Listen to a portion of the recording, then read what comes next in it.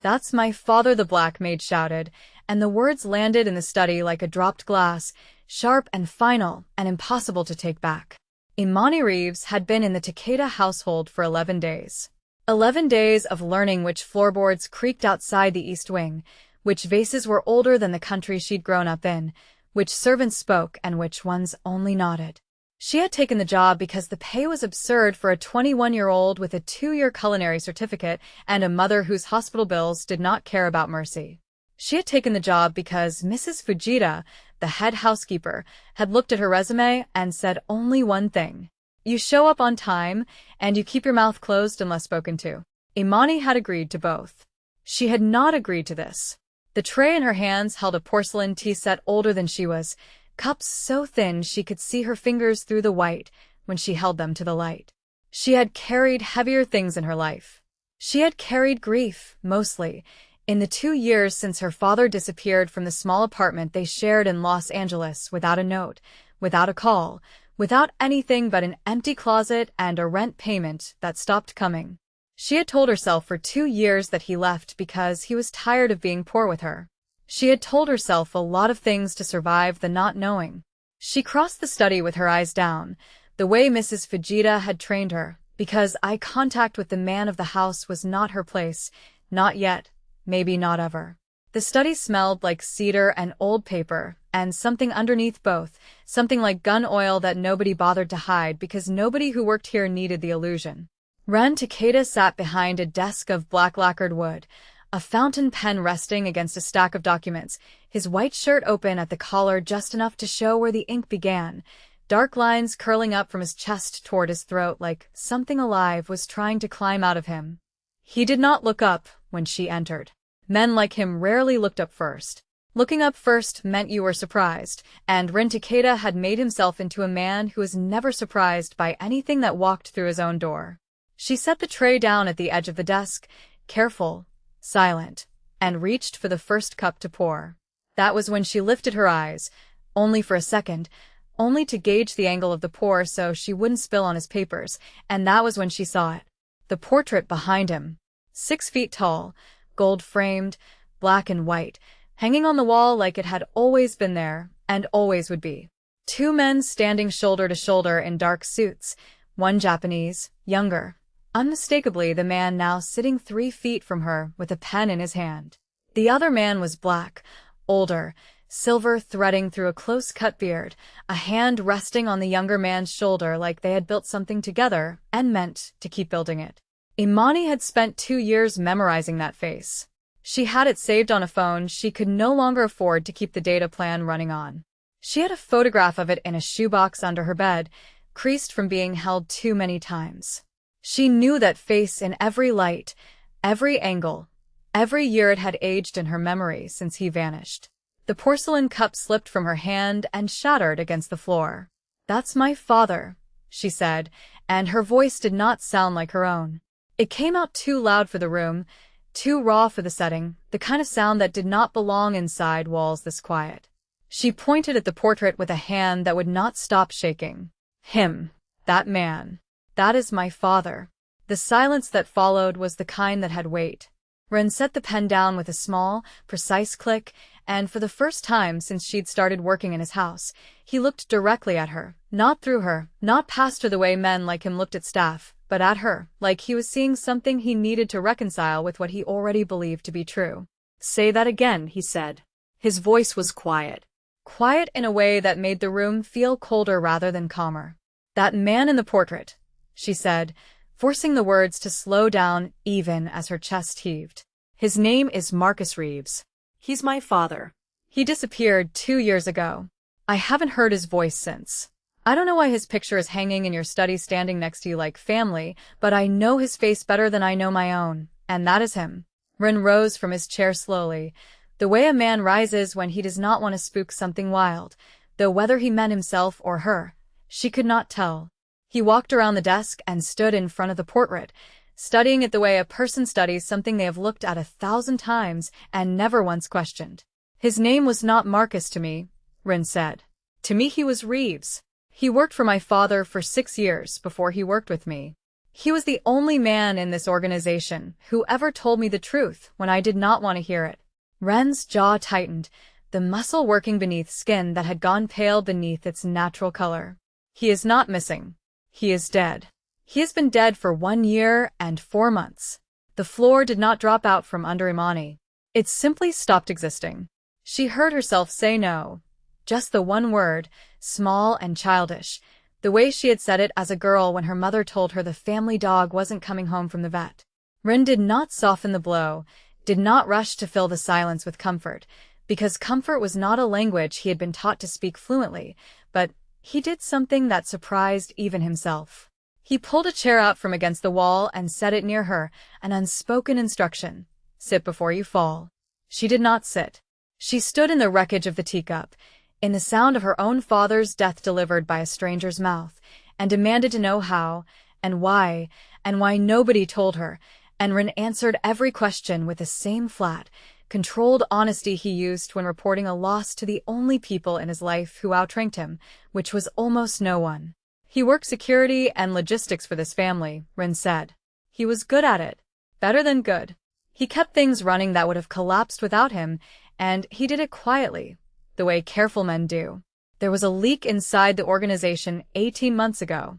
Someone selling information to a rival faction out of Osaka.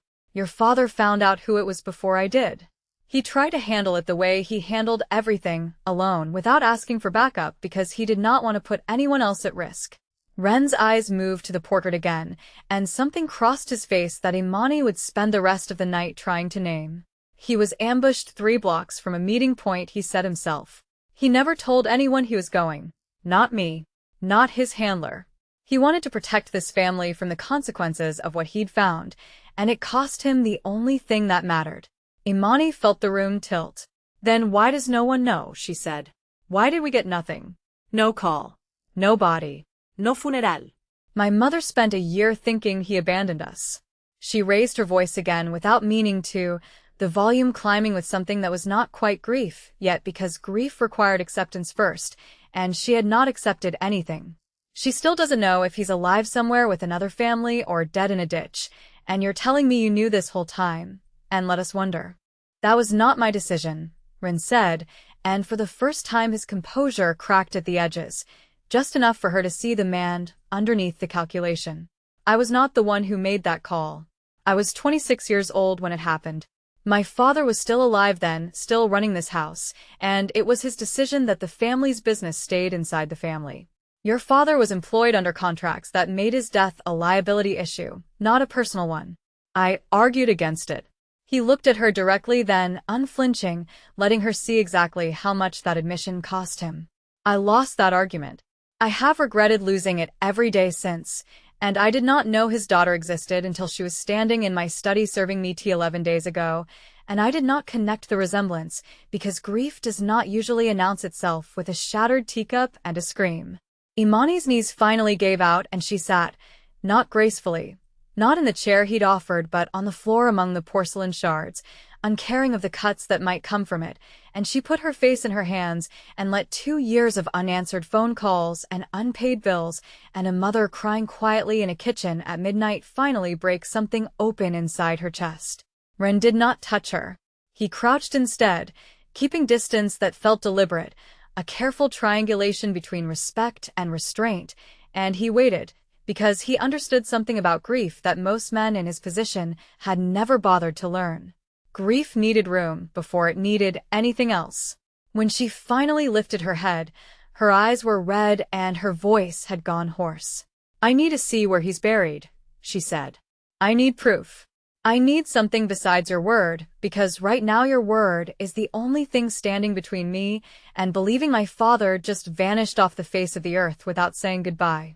I can give you that, Ren said. Whatever you need to see, you will see it.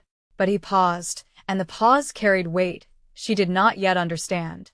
What you're asking to open is not a closed case in the way you think it is. The people who ambushed your father were never caught.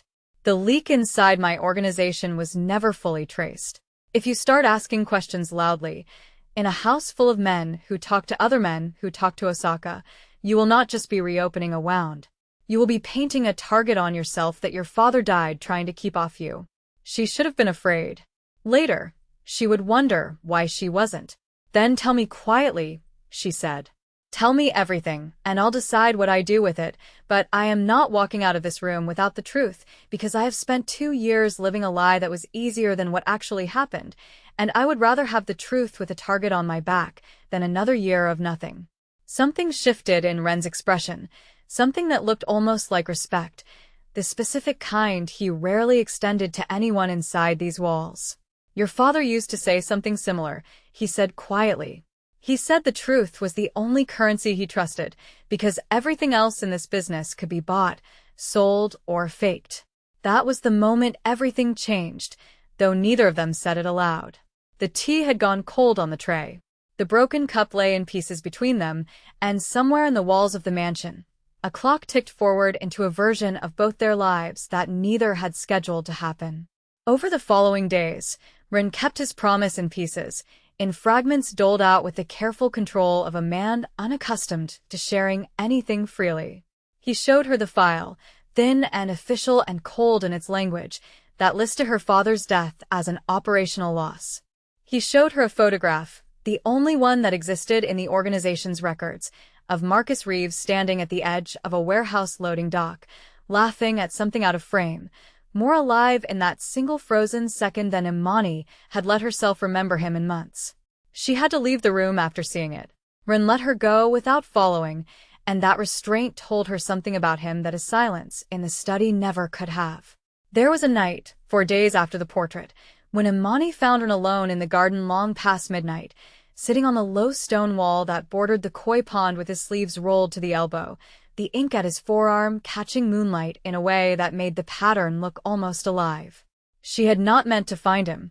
She had come outside because the staff quarters felt too small for the grief pressing against her ribs, and the cold air had seemed like the only thing large enough to hold it. He did not send her away. He shifted slightly on the wall, an unspoken invitation, and for a long while neither of them spoke, listening instead to the quiet disturbance of water, where the fish moved beneath the surface. I used to come out here with him, Ren said eventually, not looking at her. Your father did not believe in wasted time. If we were both awake and both had something unresolved, he would drag me out to this exact spot and make me say it out loud instead of carrying it around like a stone in my pocket. He said a problem you refuse to name owns you twice, once in the world and once in your head. That sounds like him, Imani said, and her voice cracked on the last word, small and unguarded in a way she had not allowed herself to be since the study. He used to say something almost like that to me. He called it talking it into the light. Ren turned to look at her then, and something in his face had softened past the careful architecture he wore for the rest of the house. Talk, he said quietly. Whatever you need to name tonight, I am not going anywhere. She told him things she had not said to anyone, not even her mother, not even in the hollowed-out year when the not knowing had been at its worst. She told him about the birthday her father missed that she had refused to celebrate for 2 years running because celebrating felt like accepting he was gone. She told him about the sound of his laugh, low and sudden, the kind that startled strangers on the street. Ren listened without interrupting, without offering the kind of hollow comfort people reached for when they didn't know what else to do with someone else's pain, and when she finally ran out of words, he did not fill the silence with more of his own. He simply sat beside her until the cold became bearable again, and that, more than anything he had said in the study, was the moment she understood exactly how dangerous he had become to the careful walls she'd built around her own heart. Mrs. Fujita noticed the shift immediately, the way head housekeepers notice everything, and she pulled Imani aside on the 3rd day with a warning delivered in the flat, practical tone of a woman who had survived decades in this house by minding exactly where lines were drawn. Whatever is happening between you and Takeda-san, she said, using the honorific out of old habit even in a house that had banned its use in front of guests, keep it inside these walls. There are men in this organization who remember your father's name, and not all of them remember him fondly. Some blame him for the leak he was trying to catch. If they learn who you are, they will not wait for an invitation to act. Imani absorbed the warning the way she absorbed most warnings lately, filing it beside a dozen others, and kept moving forward anyway because stopping now felt like a second abandonment of her father, and she had already lived through one of those. It was on the 7th day since the portrait, since the teacup, since the truth cracked open between them, that the danger Mrs. Fujita warned of stopped being theoretical. Imani was crossing the east garden with a basket of linens when a car she did not recognize idled too long at the property's outer gate, engine running, windows tinted past any reasonable privacy law. She noted it the way her father had trained her to note things without ever calling it training, the way a daughter absorbs a parent's habits without realizing she is being shaped by them. Something in the stillness of that car felt wrong, felt watched, felt like the beginning of something rather than the end of a delivery. She mentioned it to Ren that evening, expecting him to dismiss it. He did not dismiss it. His face went very still, and he asked her 3 sharp questions about the car's color, its plates, the direction it had faced, and when she answered all 3 without hesitation, he exhaled once through his nose and said, "You have your father's eyes for detail." It was not a comfort. It was a warning wearing the shape of a compliment. The following night, the threat stopped idling at gates and came inside the walls. Imani woke to the sound of glass breaking 2 floors below her staff quarters, sharp and deliberate, followed by voices raised in a language she did not speak fluently but understood well enough in tone. Urgent. Angry. Armed. She was out of bed before her mind fully caught up with her body, pressing herself against the wall beside her door the way instinct demanded rather than the way any training manual would have suggested, and she heard footsteps on the stairs, too many, too fast, moving with the confidence of men who believed the house belonged to no one but themselves tonight. The door to her room opened before she could decide whether to run or hide, and Ren stood in the frame, no jacket, no tie, a pistol held low and steady in one hand, his eyes doing a fast sweep of the room before landing on her. "Move," he said. "Now." She moved. He put himself between her and the hallway without discussion, without asking permission, an instinct so immediate it left no room for her pride to object, and together they went down the servants' stairwell instead of the main one, the narrow passage Mrs. Fujita used to move linens between floors without disturbing guests. Ren's shoulder brushed the wall ahead of her, angling his body to block the line of sight from below, and Imani felt the heat of him even through the thin cotton of his shirt, felt the tension coiled in every muscle he held rigid against the danger neither of them could yet see. They reached the ground floor into a scene that should have been impossible in a house this fortified. 2 of Ren's men lay wounded near the study door, one clutching his shoulder, blood dark against the pale wood floor, the other unconscious but breathing, and 3 unfamiliar men in dark clothing moved through the hallway with the casual brutality of people who had done this before and expected to walk away from it again. Ren did not hesitate. He fired twice, precise, economical, no wasted motion, and the nearest intruder dropped before he'd fully registered the shift in the room. It was violence delivered like choreography, exactly the way Mrs. Fujita's warnings had implied, exactly the way 6 years working beside her father must have shaped this man into someone who moved through danger like it was a native language rather than a learned one. Imani pressed herself into an alcove, heart slamming, and watched the second intruder swing toward Ren's exposed side, gun raised, and she did the only thing her body allowed in that half-second of decision. She grabbed the heavy iron doorstop from the alcove floor and threw it, hard, catching the intruder's wrist at the exact angle needed to throw his aim wide. The shot went into the wall instead of into Ren's chest. Ren turned the opening into an ending, and the hallway went quiet except for the ragged sound of everyone left alive trying to catch their breath. He looked at her across the wreckage of his own home, chest heaving, gun still raised out of habit rather than necessity now, and something passed between them that neither had words for yet. "You could have stayed hidden," he said. It was not quite a question. "So could you have left me behind on the stairs," she said. "Neither of us did the safe thing. Maybe that's not who we are." The third intruder had already fled through a shattered side door, and Ren's remaining men swept the grounds within minutes, but the message left behind was unmistakable, scrawled in a language Imani couldn't read on a card left pinned to the study wall exactly where the portrait hung. Ren read it in silence, his jaw tightening with each word, and when he finally spoke, his voice had gone dangerously flat. "They know who you are," he said. This was not a random incursion. This was Osaka telling me they've been watching this house long enough to know exactly which staff member matters to me now. Matters to you, Imani repeated, and the words hung strange and unclaimed in the wrecked hallway. Ren's eyes met hers, and for the first time since she'd arrived in this house, he did not retreat behind the careful control that governed everything he said and did. You know it does, he said quietly. I have watched you for 11 days become the only person in this house who speaks to me without calculating what she can gain from it. Your father was the same. I told myself it was only that resemblance holding my attention. I have stopped believing that lie as of tonight. The words sat between them, dangerous and honest in a way neither declarations of love nor careful denials could ever be. Imani did not answer with words. She could not with the adrenaline still shaking through her hands, not with the knowledge that somewhere out there, men who murdered her father were now circling the only other person who had ever told her the whole truth about his death. But she stepped closer, close enough to feel the warmth radiating off him even through the tension still coiled in his shoulders, and she let her hand rest briefly against his forearm, not a claim, not yet, but an acknowledgement that the distance between them had narrowed past the point either could pretend not to notice. The days that followed moved differently.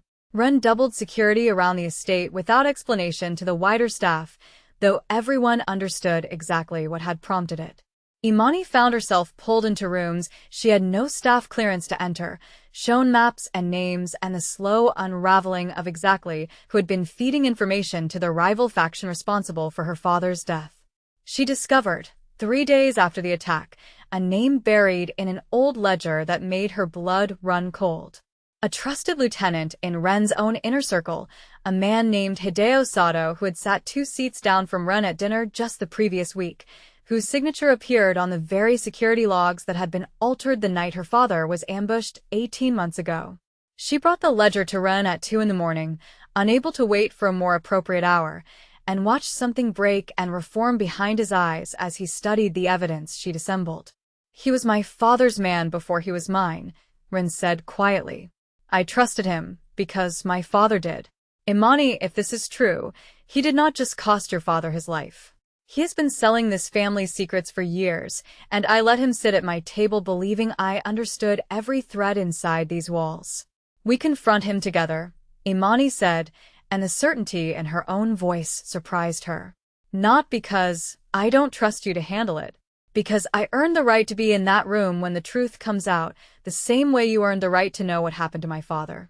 We finish this together, or I walk out of this house tonight and go to the police with what I know, and we both understand how badly that would end for everyone. It was not a threat, not exactly, but it was the first time Imani had drawn a line and dared Ren to test it, and something in his expression shifted from surprise into something closer to respect, the way it had in the study 11 days into her employment. You are not what I expected when Mrs. Fujita hired household staff, Ren said, and there was no mockery in it, only quiet admiration. Your father wasn't what anyone expected either, she said. Maybe that's a family trait. The confrontation with Hideo Sato happened 2 nights later, in the same study where the portrait still hung, where the truth had first cracked open between them. Ren called a meeting under the pretense of quarterly security review, and Imani stood in the corner in her staff uniform, unremarkable, invisible in the way Mrs. Fujita had trained her to be, until the moment Ren laid the altered ledger on the desk and asked Hideo Sato to explain the discrepancy in his own handwriting. The room's temperature seemed to drop.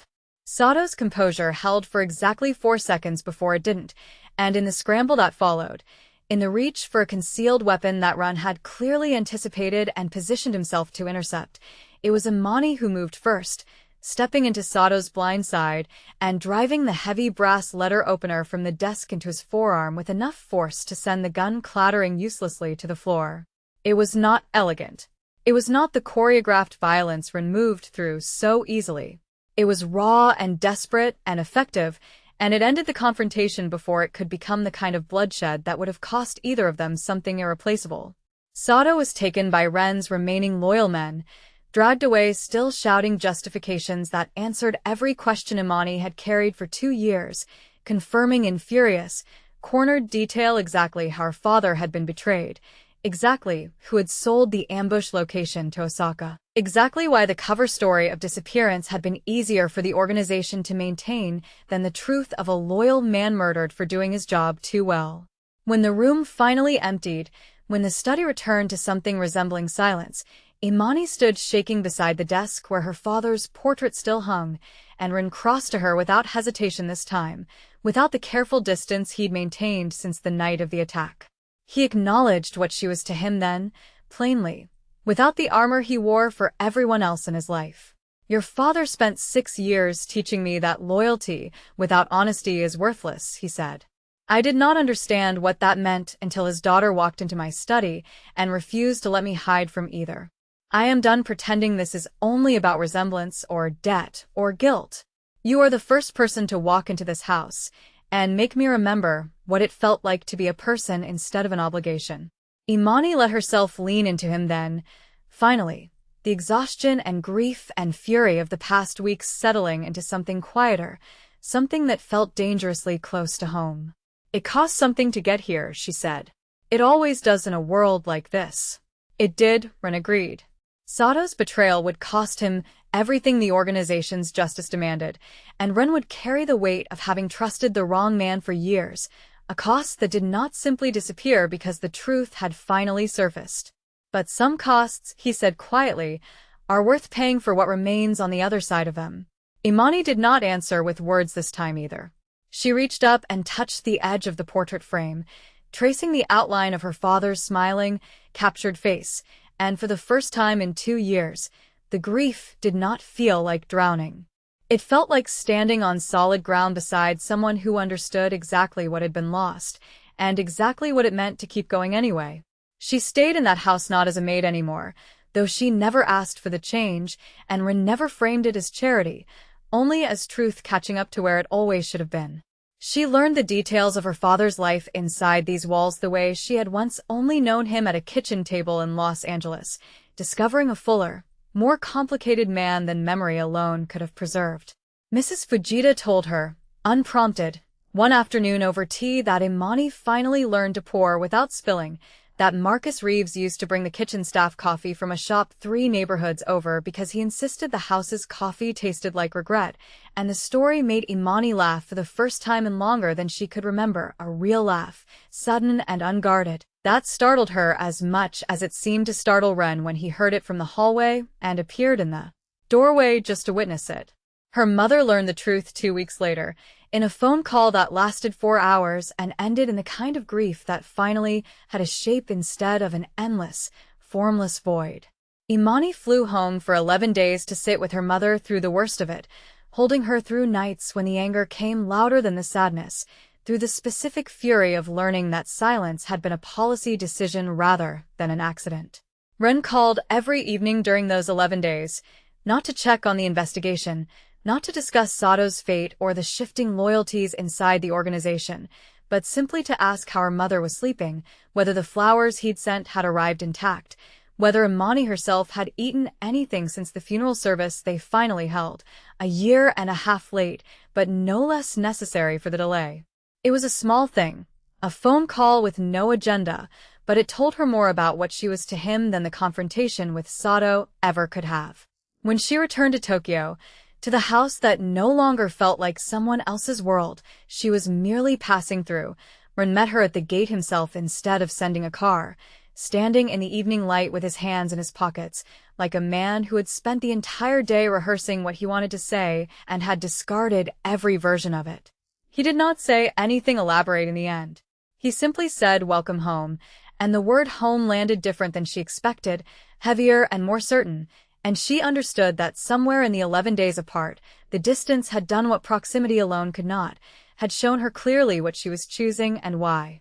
The portrait stayed exactly where it hung, unchanged, watching over the study the way it always had, except now 2 people stood beneath it who understood precisely what it had cost to keep 2 families bound together by loyalty, by loss, and by a truth too dangerous to leave buried any longer.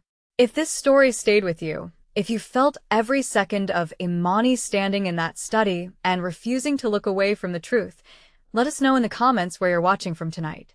Subscribe if you want more stories exactly like this one. Dark, slow burning, and honest about what it costs to love someone standing on the other side of a dangerous world. We'll see you in the next one.